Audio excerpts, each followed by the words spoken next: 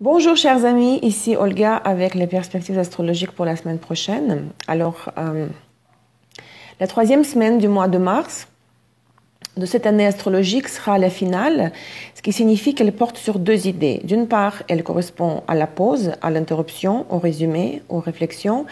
D'une autre part, à la préparation d'un nouveau départ, car la nouvelle année astrologique commence le 20 mars, qui est le jour de l'équinoxe du printemps.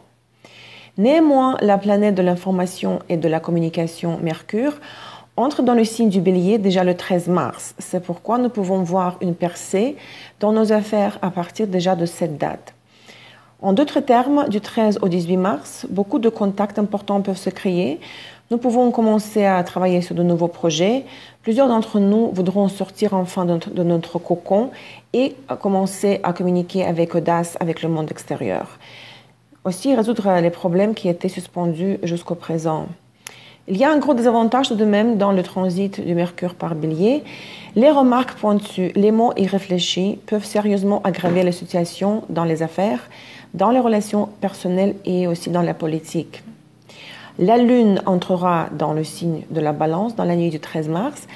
Et le temps de ce transit est particulièrement favorable à la conclusion de différents contrats, à la recherche des accords, des compromis et des acceptations mutuelles.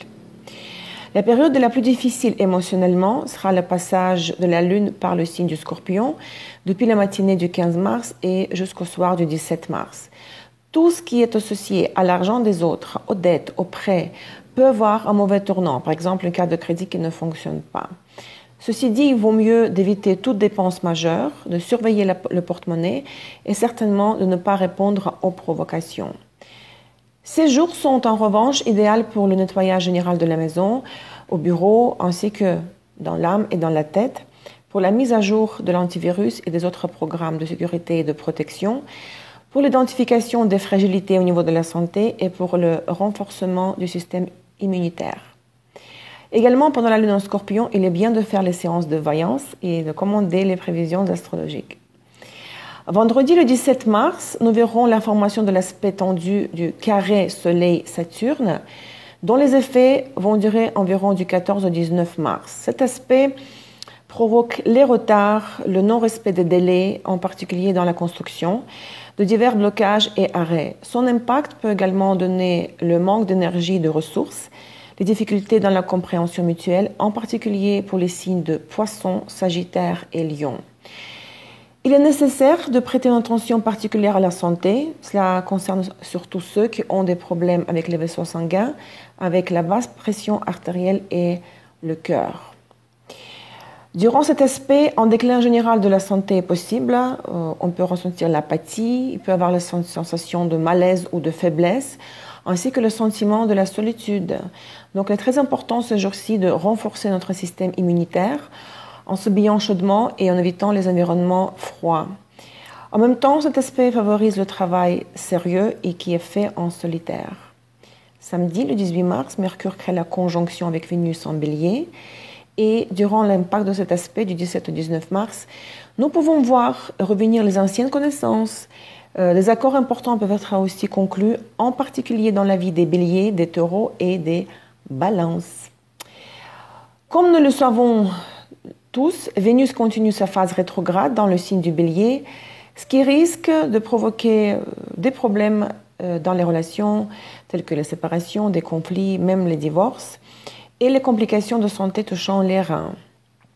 Au cours de cette période, nous ne devrions pas nous précipiter pour ouvrir une entreprise immédiatement, pour démarrer de nouveaux partenariats, car la période du Vénus rétrograde est une période d'essai, de test. C'est le temps de la révision des anciennes solutions et de la recherche de nouvelles voies.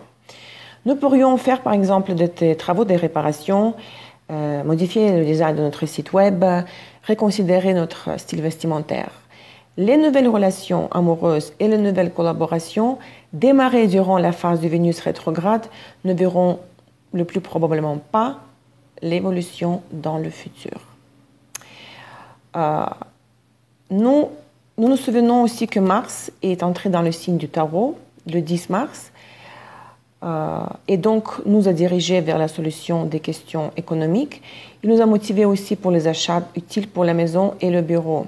Donc, les signes de terre, Taureau, Vierge et Capricorne peuvent ressentir la croissance de la force et de la confiance. Cela pourrait se jouer par exemple par un nouvel emploi stable ou par une acquisition matérielle intéressante.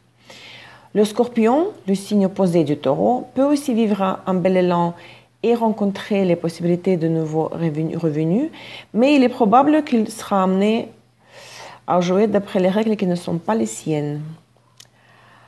Et bien, donc, pour finir, après le milieu de la semaine, qui ne sera pas facile, le samedi, le dimanche, le 18 et le 19 mars, la fin de la semaine va nous offrir la joie et l'optimisme à toutes nos activités quotidiennes grâce à la Lune qui passera par le signe du Sagittaire.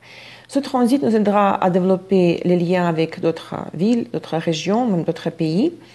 Globalement, nous devrions passer ce fin de semaine en faisant les activités utiles, par exemple assister au séminaire, prendre des cours, sortir de la ville à la campagne, marcher à pied, simplement faire du sport. Alors, bonne semaine à tous, à la prochaine et merci pour votre attention. Ciao.